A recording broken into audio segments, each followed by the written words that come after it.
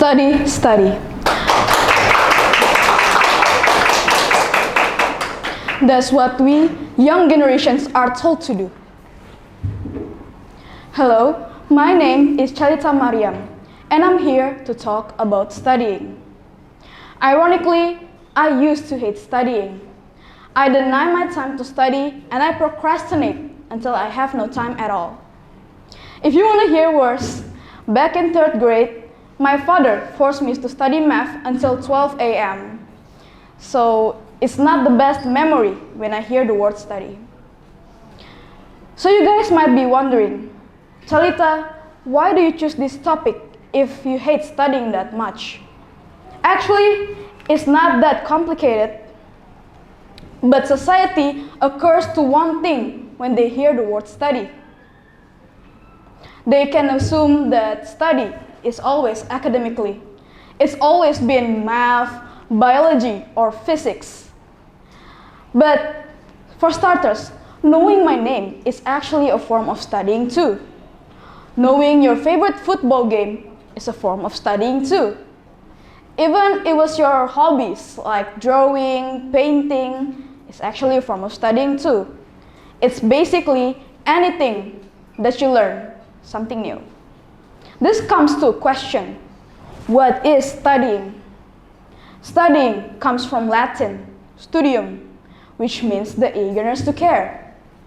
So let me ask you, do you care about your mother? Yes. You care about your mother, you learn everything about her. Her favorite childhood show, her favorite food, everything. Because studying is a form to care. You love your mother.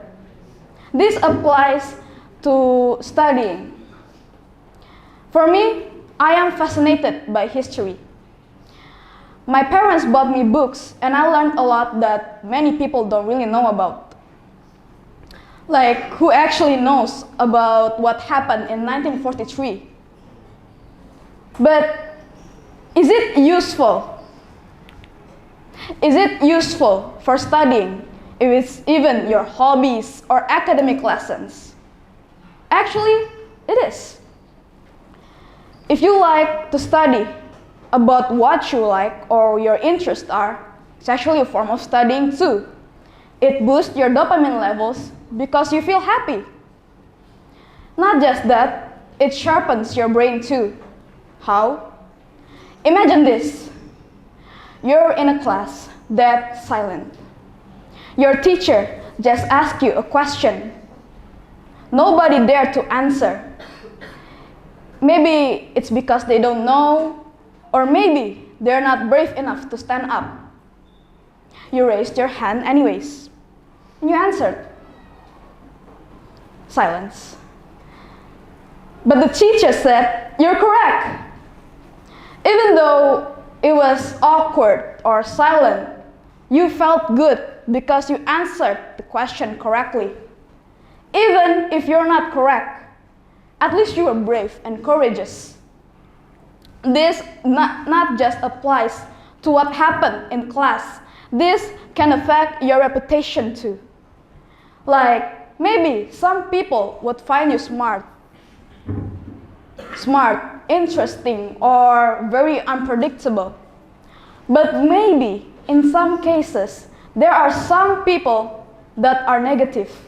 They think you are annoying, they think you know it too much, teacher's pet, but who cares? They're the one that is not afraid to stop, but they're the one who's afraid to stand up. At least you are brave and courageous. The thing is, people find studying hard and boring. Why is it very stressful to study biology, math, or chemistry?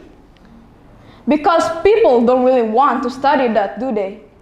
They want to study their interests, such as art or space, because that's what humans are. They're passionate about a lot of things. It can be space, nature, forms of art, but not many people really like the subject they study at school. So here's the thing. People tend to study the night before the test. That's what makes us anxious by the morning. So here's what I think could help. For starters, make yourself comfortable first. Like eating foods you love, take a shower before you study, anything that makes your nerves relax. After that, study slowly and surely. For me, I think it's better to study one time at a time after you went to class. Like at home, you study one thing and another. Don't need to be too much, maybe just 30 minutes, but it can sharpen your mind instantly. The point is, you study because you live. One time, I was at a party about public speaking. There was a lot of people I don't know, and I only know one friend. I'm afraid and I'm nervous to talk about what I like. But I stood up anyway, even if I was trembling, even when I was scared, even when I was stuttering.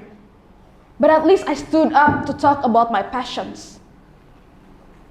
And that's what made me brave enough, made me courageous enough, made me the one who stand up. Be Nikola Tesla when electricity boosts you like dopamine.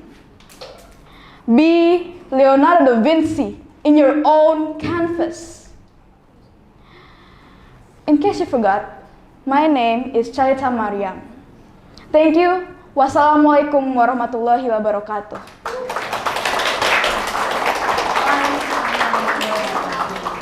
Terima kasih Calita.